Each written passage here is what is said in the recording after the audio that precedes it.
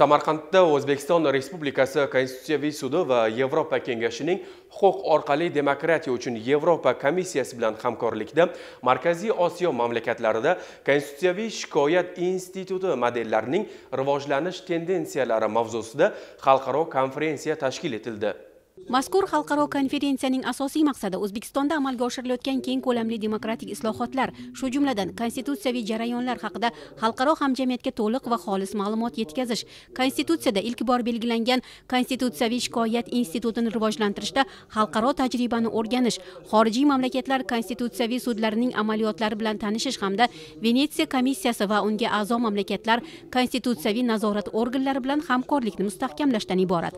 Xalqaro konferensiyani O'zbekiston Respublikasi Konstitutsiyaviy sudi raisi Mirzo Ulug'bek Abdusalomov kirish so'zi bilan ochdi. O'zbekistonda konstitutsiyaviy islohotlarning muhim yo'nalishi inson huquqlari va erkinliklari, konstitutsiyaviy kafolatlarni mustahkamlash, Fransiyaning konstitutsiyaviy nazorat modeli, konstitutsiyaviy islohotlar jarayonida konstitutsiyaviy nazorat institutini rivojlantirish masalalari, konstitutsiyaviy huquqlarni himoya qilishning samarali mexanizmi, Gruziya tajribasi kabi mavzularda ma'ruzalar tinglandi. Go'zal, mehmondo'st, tarixiy shaharda bo'lib turganimdan juda mamnunman. O'tkazilayotgan konferensiya muhim tadbirlardan biri.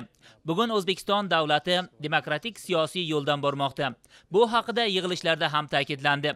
Bularning barchasi inson huquqlarini himoya qilishga qaratilgan. Tadbirlarni o'tkazilishidan asosiy maqsad konstitutsiyaviy nazoratni amalga oshirishdir va biz o'z hamkasblarimiz bilan shu yo'nalishlarda malaka olishmoqdamiz.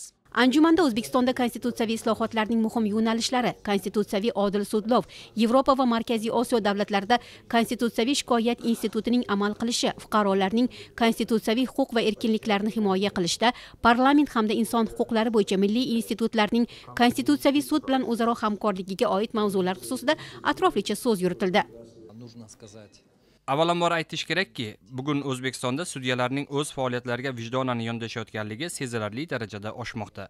O'tkazilayotgan konferensiyani yuqori ko'rsatkichlar bilan baholash mumkin. Tadbirda sudlarning konstitutsiyaviy huquqlar asosida jamiyatga xizmat qilgan holda inson qadr-qimmatini, uning huquqlarini himoya qilishga ahamiyat qaratish ustuvor maqsad qilingan.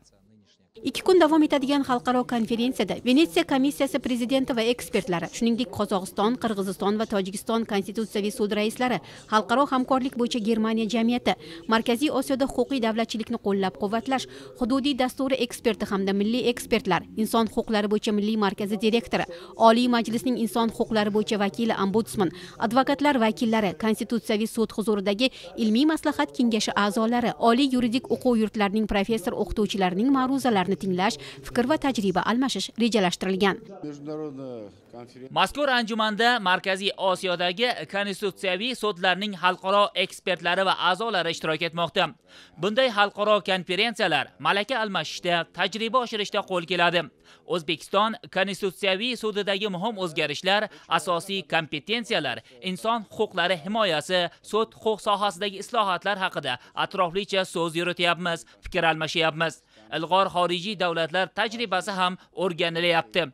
26 may kuni xalqaro anjuman doirasida konstitutsiyaviy sudga murojaat qilish inson huquqlari buzilishiga qarshi eng samarali vosita, inson huquqlarini ta'minlashning huquqiy asoslari, parlament va konstitutsiyaviy sudning o'zaro hamkorligi, fuqarolarning konstitutsiyaviy huquq va erkinliklarini himoya qilishda ombudsman institutining konstitutsiyaviy sud bilan o'zaro hamkorligi va qonunchilikni konstitutsiyaviy nazorat qilishning Avstriya modeli mavzularidagi ma'ruzalar muhokamasi kutilmoqda.